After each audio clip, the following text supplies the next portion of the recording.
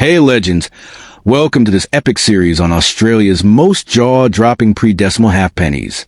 We're kicking things off with 5 absolute monsters from the King George V era that prove tiny bronze coins can pack massive value. From a wartime mint blunder that created the ultimate hybrid rarity, to Depression-era low-mintage survivors and transitional gems struck on home soil, these 5 have it all. Insane backstories, extreme condition scarcity, and auction prices that will have you checking every old jar twice. Let's get started. First up, the 1932 Commonwealth Halfpenny, a coin that's quietly become one of the most ferocious performers in the entire Australian pre-decimal bronze lineup. Don't be fooled by its tiny size or humble origins. This Depression-era survivor packs a massive punch for collectors, especially when you find one in exceptional, high-grade condition. Low mintage, tough survival rate, and exploding demand have turned what was once overlooked change into serious auction fireworks. If you're building a King George V set, or just love coins with real grit and story, this one's gonna get you seriously pumped. We're going all in on the history, the scarcity, the stunning details, and the kind of money these are commanding right now. Let's get into it. Australia in 1932, the Great Depression, is biting hard. Unemployment is skyrocketing. Families are doing it tough, and small change is stretched to the limit. Coin production across the board takes a hit because there's less economic activity and less need for fresh coin circulating. The Melbourne Mint strikes halfpennies that year, but the mintage is tiny compared to boom times, one of the lowest in the entire George V series. Exact figures are low enough that these coins were never abundant, even when new. They went straight into pockets during one of the hardest periods in our history, getting used over and over for essentials like bread, milk, or newspaper. That heavy circulation meant most got worn down quick. Details softened, surfaces scratched, luster long gone. Fast forward a century, and the 1932 stands out as a classic low mintage date. Circulated examples aren't impossible to find if you're patient, and they're still reasonable for adding to a basic date run. But here's where the real excitement kicks in. Condition rarity on steroids. Almost none were hoarded fresh from a mint, surviving over 90-plus years without heavy wear, toning spots, cleaning damage, or loss of that original bronze glow is incredibly rare. When a sharp, lustrous example turns up, especially with red or red-brown color intact, collectors go into overdrive. Let's appreciate the design up close, because even after all these years, it's a ripper. The obverse shows a crown portrait of King George V facing left, masterfully engraved by Sir Bertram McKennell. You'll spot his tiny BM, initials just under the king's neck. The legend circles proudly, Georges V. DG Brit, OMN, REX FDIND IMP, laying out all those grand imperial titles in high grade. The detail pops. Fine lines in the hair and beard, sharp crown jewels, and smooth robes that catch the light beautifully. On the reverse, it's a familiar early Commonwealth style that screams 1910s to 1930s Australia. A beaded inner circle protecting 1 halfpenny stacked in bold letters over a decorative scroll. No mint mark, just clean and simple. Around the edge, Commonwealth of Australia at the top, 1932, center below. The fields are broad and open, so when preserved well, they shine like mirrors with that classic bronze patina. Identical borders crisp, lettering strong. It's understated Aussie elegance at its best. What elevates the 1932 to elite status is how scarce top grades truly are. Grading services like PCGS and NGC have certified only a handful in choice uncirculated or better. Most known examples grade fine to very fine at best, with plenty of problem-free about uncirculated pieces being genuine rarities. The market for premium pre-decimal bronze has gone through the roof in recent years, driven by collectors wanting eye-appealing, original coins for advanced sets. The 1932 has surfed that wave perfectly, with prices climbing steadily as a limited supply meets growing demand. Always protect your investment with third-party grading for anything valuable. It confirms authenticity, locks in condition, and makes it easier to sell down the track. And now, the moment that makes every coin enthusiast's heart race, the staggering value these gems can achieve. While worn or average 1932 halfpennies remain accessible, the absolute finest preserved specimens have blown past all expectations. One remarkable high-grade example recently achieved a hammer price of $125,400, sending shockwaves through the collecting community and proving just how hot this date has become. So, what's your move? Got any old bronze halfpennies from the 1930s tucked away in albums, jars, or passed down from family? Hunt down the 1932s and give them the once-over. Check the date carefully. Assess the wear on high points like the king's cheek and crown. Look for any remaining mint luster in sheltered spots and examine the overall surfaces. Even if it's not a world beater, it might surprise you, and a true standout deserves professional grade. If this adrenaline-fueled look at the powerhouse 1932 Commonwealth halfpenny as you revved up, do us a solid. Crush that like button. Subscribe for more deep dives into Australia's hidden coin treasures. All right, let's not waste any time. Moving on to the next absolute gem. Next up, hold everything. The 1921 Commonwealth halfpenny has arrived, one of the rarest and most collectible coins in Aussie history. This unassuming little coin might fly under the radar compared to the big-name rarities, but if you're a serious collector chasing top-grade examples, this one's got serious punch. Struck right here in Australia during a fascinating transitional period, it's got history, scarcity in mint state, and values are turning heads in the current hot market. We're breaking it all down, from the minting story to the design details, why high-grade ones are so tough, and the kind of money they're pulling today. This is one you don't want to sleep on. Let's jump into the historical context, because 1921 was an interesting year for our coin production. World War I had wrapped up a few years earlier, and Australia was fully ramping up domestic minting capabilities. The Sydney Mint was handling halfpenny production that year. No overseas outsourcing like the wartime Calcutta issues. No mint mark on these, just clean and straightforward Aussie-made. Mintage clocked in at around 4.1 million pieces, which sounds decent. But remember, these were hard-working circulation coins. They got tossed in pockets, spent on sweets and newspapers, passed hand-to-hand through the early 1920s boom and into the tougher times ahead.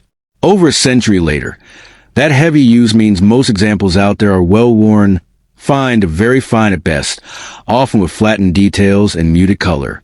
The design is pure classic King George V era elegance. On the obverse, you've got the masterful portrait by Sir Bertram Mackennal. The king facing left, crown and robe, with those tiny BM initials tucked neatly under the bust truncation. The legend runs full circle. George's V DG Brit. OMN, REX FDIND AMP. All the imperial titles in proud Latin. It's the same obverse used across the series, but always impressive in sharp condition. Flip to the reverse, and it's that timeless Commonwealth layout we've come to love. A beaded inner circle enclosing one halfpenny stacked over a simple curved scroll. Circling outside is Commonwealth of Australia up top, with 1921 centered at the bottom. No mint mark, no dots or extras, just clean denticles and bold lettering when it's well struck. Bronze composition, 25.5 millimeters diameter, about 5.67 grams. Pocket-friendly and built to last, even if most didn't stay pretty. Here's why the 1921 halfpenny is punching above its weight these days. Extreme condition rarity. Circulated coins are still relatively easy to source and affordable for date collectors, but pushing to about uncirculated or better. The numbers plummet. Very few were saved fresh off the presses, and surviving over 100 years without bag marks, cabinet friction, spotting, or loss of original luster is rare. Collectors crave that glowing red, brown, or even full red mint bloom, crisp details on the king's hair, beard, and crown jewels, plus clean fields that catch the light. Population data from PCGS and NGC show only a handful in the upper grades. When a true gem surfaces, it's an event. The booming demand for quality pre-decimal bronze has pushed prices skyward across the board, and the 1921 is no exception. It's become a must-have for anyone assembling a high-end George V halfpenny set, especially as more collectors focus on eye appeal and originality over just filling holes. And now for the part that gets everyone excited. The serious value on offer. While your average circulated 1921 halfpenny won't make you rich, the elite, finely preserved examples have been delivering massive results. One extraordinary high-grade piece recently crossed the block for $79,600, highlighting just how fiercely these top survivors are contested. So, legends. If you got any old halfpennies from a 1920s stashed away, maybe in a family collection, an old coin album, or that random tin of change, pull out the 1921s and take a good hard look.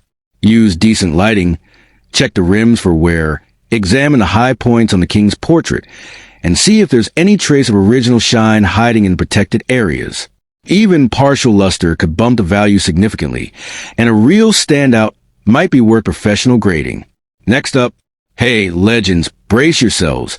Next up is the 1919 Commonwealth Halfpenny. This one's an absolute classic.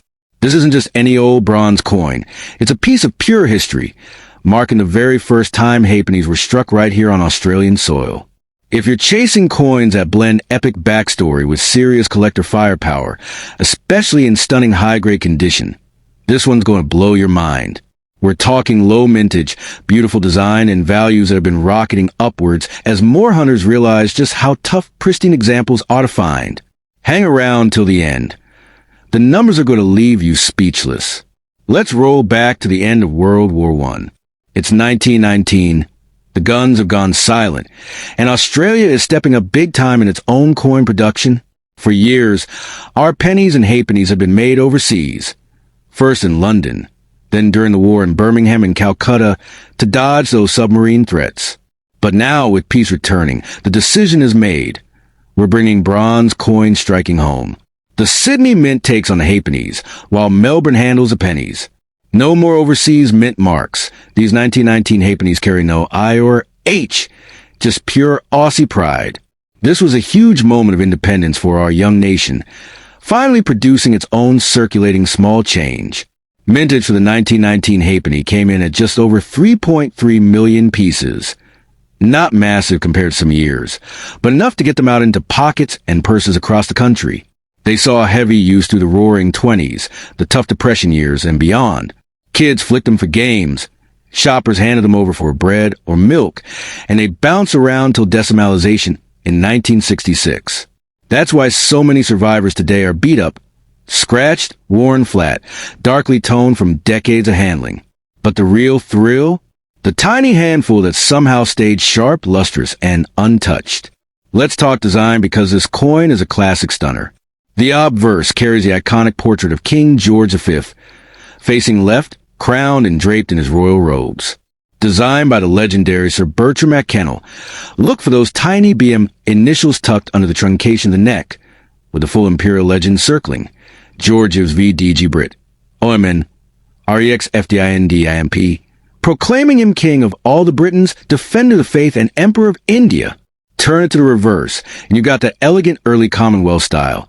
A beaded inner circle framing one halfpenny stacked boldly over a simple curved scroll. Around the outside runs Commonwealth of Australia at the top, with the date 1919 proudly at the bottom. No mint mark anywhere. Clean denticles all around the rim. It's understated but instantly recognizable as a landmark issue. What really sets the 1919 apart in the collector world is its status as a transitional key date combined with extreme condition rarity. Sure, circulated examples are out there and won't break the bank, but climb into about uncirculated, choice UNC, or gem territory. The supply dries up fast. Very few were set aside fresh, and over 100 years later, finding one with original mint red luster, razor-sharp details on the king's beard and crown, flawless fields, and that glowing bronze sheen is like spotting a unicorn. Population reports from grading giants like PCGS and NGC show only a small number in the top tiers, and when they hit the market, the bidding goes feral. The Australian pre-decimal bronze market has been on fire lately, with savvy collectors snapping up quality over common dates. The 1919 has ridden that wave hard, especially as people chase complete high-grade sets of King George V halfpennies. And because it's the first Aussie-struck example, it holds extra historical weight, a must-have for anyone building a meaningful collection. Now for the moment you've been waiting for, the jaw-dropping value. While everyday worn 1919 halfpennies are still affordable, the elite graded gems have delivered staggering results. One breathtaking, top-pop specimen recently sold at auction for $77,500, cementing its place as one of the heavyweight champions in the bronze series. So tell me, have you got any 1919 halfpennies hiding in your collection or family hoard? Dig them out, grab a loupe, and check for strong details, remaining luster and clean surfaces. Look closely at that rim and fields for any knocks. Even a hint of original color could mean big things. If it's a stunner, get it slabbed professionally. It could be worth way more than you think. Next up, legends. We're talking about a true sleeper hit in Aussie pre-decimal coins, the 1917 Commonwealth Halfpenny, straight from the Calcutta Mint. This little bronze gem might look like just another everyday halfpenny from the King George V era, but don't let that fool you. In top condition, these bad boys are absolute fire for collectors, commanding serious respect and some eye-popping prices at auction. If you ever dreamed of finding a coin in your granddad's old tin that could fund a holiday or a new car, this is the kind of story that gets the blood pumping. We're going deep on its history, design, rarity, and high grade, and why it's climbing the value charts faster than ever. Let's dive in. First off, let's paint the picture where this coin came from. It's 1917, and World War I is still grinding on. Australia, as part of the British Commonwealth, is facing real challenges getting enough small change into circulation. The Royal Mint in London is flat out, and shipping coins across oceans patrolled by enemy submarines is a risky business. So for the second year running, production of our pennies and halfpennies gets outsourced to the Calcutta Mint in India. That's the big I mint mark you'll spot on the scroll on the reverse. This was only a short-lived arrangement. Calcutta struck our bronze coins from 1916 through 1918 before things shifted back closer to home. The 1917 halfpenny rolled off the presses in decent numbers, around 5.9 million minted. So in worn, circulated condition, it's not super hard to find. Kids spent them on lollies. Adults used them for bus fares, and they jingled around in pockets for decades. That's why most surviving examples today show plenty of honest where scratches, dings, toned bronze that's gone dark and mellow. But here's the kicker. Finding one in brilliant near-mint condition, that's a whole different ball game. Very few were tucked away fresh from mint, and even fewer have survived over a century without picking up marks or losing their original luster. Let's get into the details of what this coin actually looks like, because knowing your stuff is key to spotting a ripper example. The obverse features a classic portrait of King George V, crowned and robed, facing left. Designed by Sir Bertram McKennell, those tiny BM initials are tucked on the bust, with a full legend circling around. George's VDG Brit. OMN. REX FDIND. That's Latin for George V by the grace of God, King of all the Britons, Defender of the Faith, Emperor of India. It's the standard imperial design used across the empire. Flip it over to the reverse, and you got that iconic early Commonwealth layout. A beaded inner circle with 1 halfpenny stacked in 3 lines over a simple curved scroll. Below the scroll is a tiny I for Calcutta Mint, and circling the whole design is Commonwealth of Australia up top with the date 1917 at the bottom. Clean, bold, and unmistakably Aussie for the time. The coin itself is bronze, about 25.5 millimeters across, weighing in at around 5.67 grams. Pocket size perfection. Now, while the 1917 isn't in the same ultra-rare category as monsters like the 1923 halfpenny or the legendary 1916 mule, what makes it stand out big time is a condition rarity. Circulated examples are common and affordable. You can pick one up for pocket change if it's well worn. But as you climb the grade ladder to very fine, extremely fine, and especially uncirculated or choice uncirculated, the population drops off a cliff. High-grade survivors are scarce because these were working coins, not hoarded like silver pieces. Collectors love the original red-brown or full red luster glowing under the light, sharp details on the king's crown and robe, and clean field without spots or heavy toning issues. Over the years, the market for top-shelf pre-decimal bronze has heated up massively. Serious collectors building date sets or type collections are willing to pay premium prices for coins that look like they just left the mint. The 1917 has benefited from this trend, with auction results steadily rising as more people chase quality over quantity. Always get high-value examples slabbed and graded by trusted services like PCGS or NGC. It protects your investment and confirms the grade. And here's where things get truly epic, the value potential. While average circulated 1917 halfpennies trade for modest amounts, the finest graded examples have absolutely smashed through expectations in recent sales. One exceptional, high-grade specimen recently hammered at auction for $85,800, proving just how much demand there is for pristine pieces of Australian numismatic history. So, what's the takeaway for you legends watching at home? If you got old Australian coins lying around, maybe from a family inheritance, a garage cleanout, or that forgotten biscuit tin under bed, grab any 1917 halfpennies and give them a proper look. Check for that sharp eye mint mark, strong details on the king's hair and beard, and any remaining mint bloom or luster. Even if it's not a monster grade, it could still be worth more than face value. And who knows, you might have a sleeper worth getting professionally appraised. Next up, and now, the moment collectors dream of, the final coin, the hardest to obtain and the most expensive of them all. We end with a legend unmatched in rarity, unmatched in price. The 1916 Mule Halfpenny from the Commonwealth of Australia. Mate, if you love stories of accidental treasures that can turn a humble halfpenny into serious life-changing money, you are in for an absolute treat. This little bronze freak of nature is not just rare, it's the undisputed heavyweight champion of Australian coin rarity. A mint blunder from the chaos of world. War I created something so unique that collectors around the world still go nuts over it. We're talking heart-pounding auction battles, jaw-dropping discoveries, and values that will make your eyes water. Stay locked and right to the end, because this story just keeps getting better. Let's set the scene properly, because this coin didn't come from some fancy limited edition.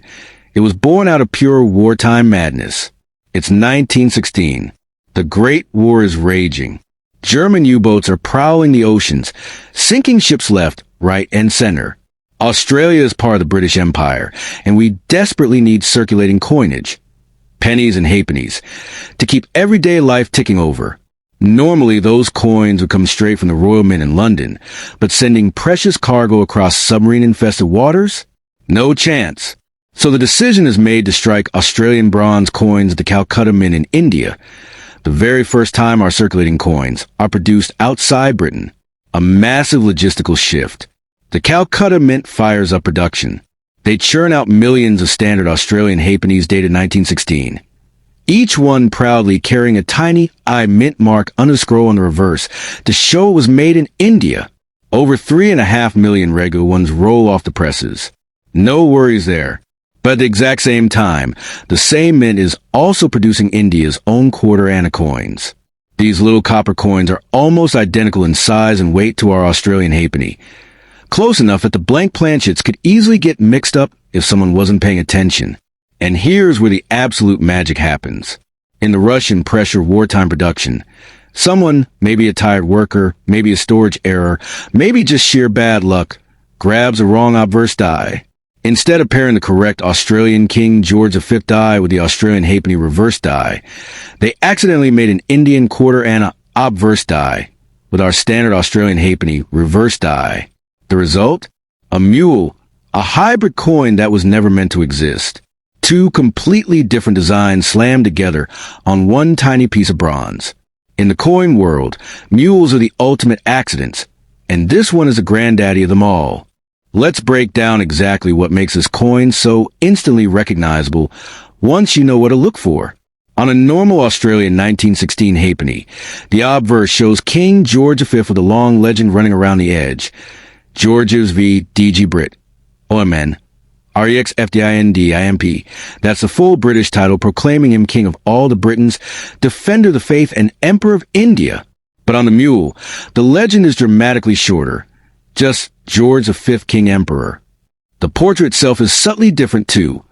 The crown lacks the pearl band you see on the Australian version, and sharp-eyed collectors often spot a tiny elephant symbol on the king's robe, a clear nod to its Indian origin. Now flip it over to reverse, and everything looks completely normal at first glance. You got the classic Australian design. Commonwealth of Australia, circling the top, 1 halfpenny. In the center with the ornate scroll, the date 1916, and that little I mint mark underneath. It's the standard reverse die used for millions of regular coins. But when you put the two sides together, Indian obverse, Australian reverse, the mismatch is glaring. It's like wearing odd shoes to a black tie event. Once you've seen one, you'll never forget it. Experts have also identified a tiny telltale diagnostic feature on genuine examples. A small raised or blob inside the inner circle, directly above the letter N in one. That flaw comes from the specific reverse dye used, and it's one of the key markers that separates real mules from the clever fakes that started appearing once values exploded. So, how many of these incredible mistakes actually made it out into the wild? Nobody knows the exact number struck. Mint records from Calcutta don't mention the error at all. But the consensus is that only a very small number escaped before someone noticed and shut it down. Today, only around 10 examples are known to exist in private and institutional collections. That's it. 10. Compare that to the famous 1930 penny, maybe a few thousand out there, or the 1923 halfpenny, around 50-60 known, and you realize the 1916 mule is in a completely different league of rarity. It is, without question, the scarcest circulating coin Australia has ever produced. The most astonishing part of the story is how long this monster stayed hidden. For nearly 50 years, nobody realized these hybrids were out there quietly circulating among everyday change. The very first one was identified in 1965 by a keen Adelaide collector named Cecil Poole. He was going through his collection in preparation for Australia's switch to decimal currency in 1966 when he spotted something odd about one of his 1916 halfpennies. He took it to a local Numismatics Society meeting, showed it around, and the room went silent. Headlines soon followed, calling it the greatest discovery in Australian coin collecting history. Word spread fast, and within months a handful more surfaced, mostly from old jars, tins, and drawers in South Australia and Victoria. Every single one was well circulated, showing decades of honest wear. No uncirculated examples have ever been found, which only adds to the mystique.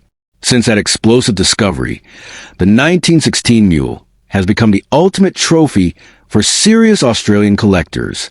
Auctions featuring one are major events. Prices have climbed steadily decade after decade as the tiny population remains static and demand keeps growing. Counterfeits have unfortunately appeared over the years, some quite convincing, which is why any example offered today must be certified by a top-tier grading service like PCGS or NGC to confirm authenticity. And now we reach the part that makes every coin hunter's pulse race, the value.